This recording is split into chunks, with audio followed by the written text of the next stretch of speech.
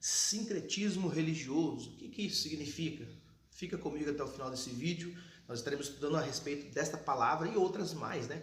Então, se você não é inscrito no nosso canal, se inscreve aí e nos ajude a pregar a poderosa palavra do Senhor. A palavra sincretismo vem do grego. Sim significa junto. Cretismo significa juntar duas coisas opostas para formar uma terceira. Quando a gente fala de sincretismo religioso, nós falamos de uma mistura de religiões para formar uma outra. Por exemplo, você tem, entre tantas, você tem o espiritismo, você tem o catolicismo e o cristianismo. Quando você junta essas três, vamos dar um exemplo, junta essas três e forma uma outra, se torna um sincretismo. O problema é que cada uma delas tem os seus princípios, e quando você junta, você perde a identidade, a identificação da religião em si, e é isso que nós estamos vivendo nos dias de hoje. Por muito tempo, por muitos anos, a Igreja Católica vendeu, por exemplo, indulgências, vendeu, por exemplo, simonia e outras coisas mais.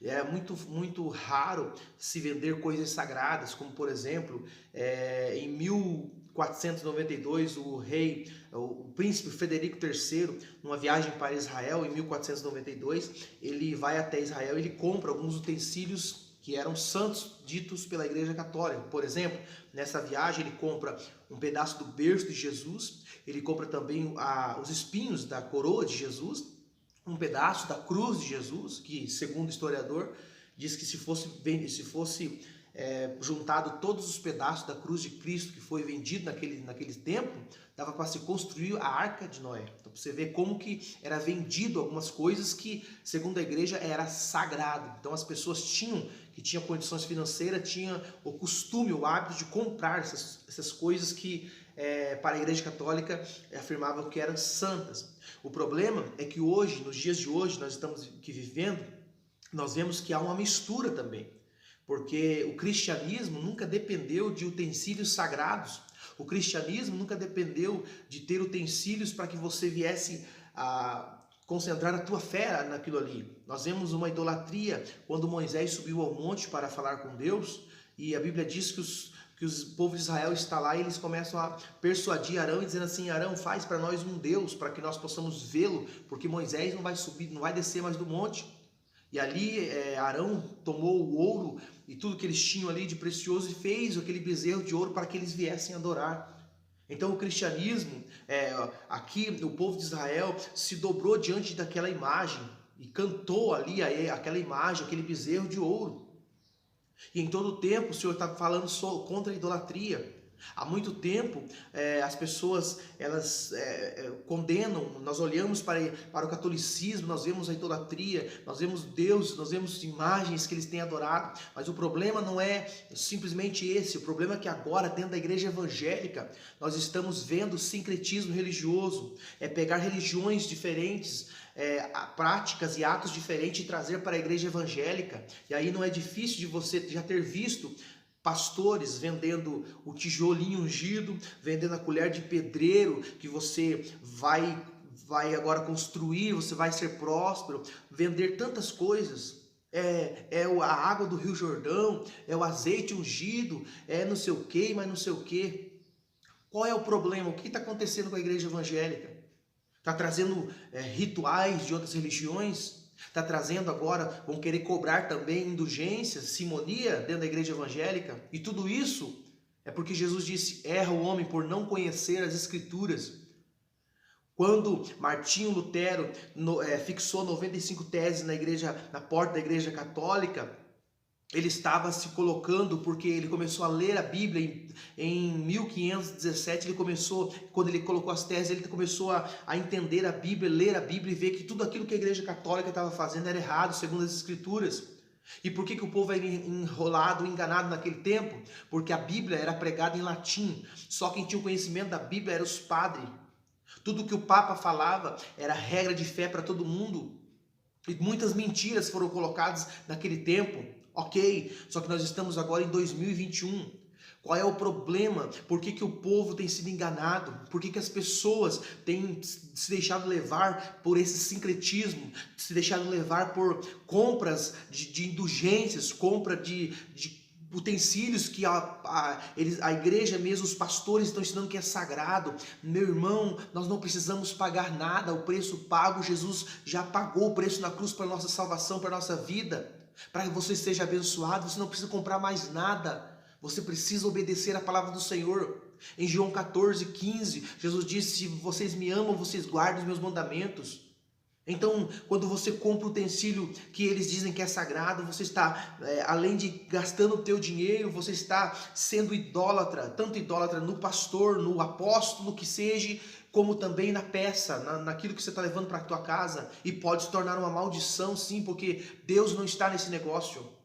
Deus quer, e Jesus diz para a mulher samaritana: Deus é espírito, e importa os que adorem, o adorem em espírito e verdade. Você não leva uma cruz para a tua casa, você não leva uma correntinha para a tua casa, dizendo: meu Deus está aqui. Não, Ele não está mais, Ele não está mais na cruz, por mais que Ele morreu na cruz, mas Ele ressuscitou e hoje está vivo em nós.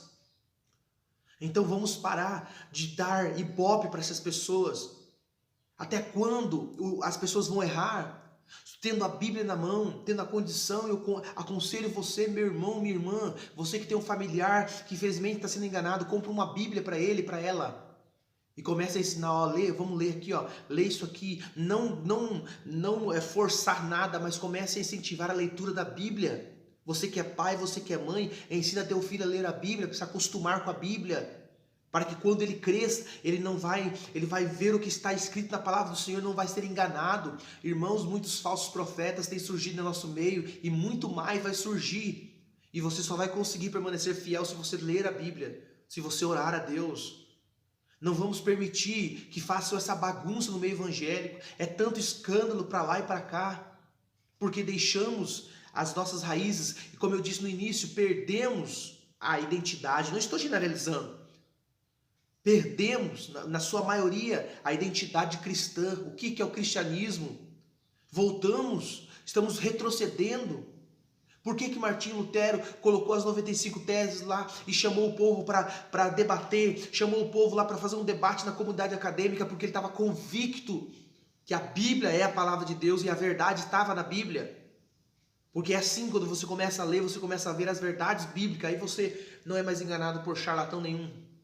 Então, meu irmão, minha irmã, está na hora de nós nos levantarmos e fazermos o propósito de ler a palavra do Senhor, para não ser enganado. E mais, olhe se ao teu lado alguém está sendo enganado, comece a ajudar, comece a mostrar na Bíblia, comece a incentivar a leitura da Bíblia, porque Jesus disse: conhecereis a verdade e a verdade vos libertará. Se o Filho vos libertar, verdadeiramente sereis livres. Então, só há liberdade em Cristo Jesus. Cristo Jesus veio para nos libertar da opressão, libertar do mal. Ele veio para nos dar vida e vida com abundância.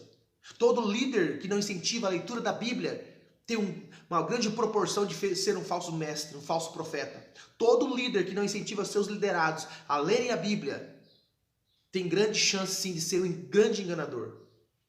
Porque se eu prego a verdade, eu não preciso esconder. Se eu falo a verdade, falo no nome de Jesus, eu posso provar para você que o que eu estou falando está aqui nas Escrituras. Agora, quando as pessoas deixam de ler a Bíblia, elas são enganadas. Elas começam a juntar tantos rituais, tantas formas. E aí nós criticamos muito a Igreja Católica.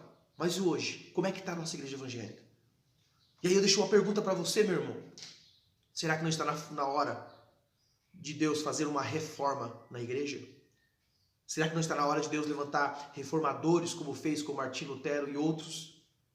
Mas essas pessoas têm que ter coragem de abrir a Bíblia e dizer: ó, isso aqui é pecado, isso aqui é errado, isso aqui é idolatria. Só que para isso, nós precisamos estar com a nossa vida correta.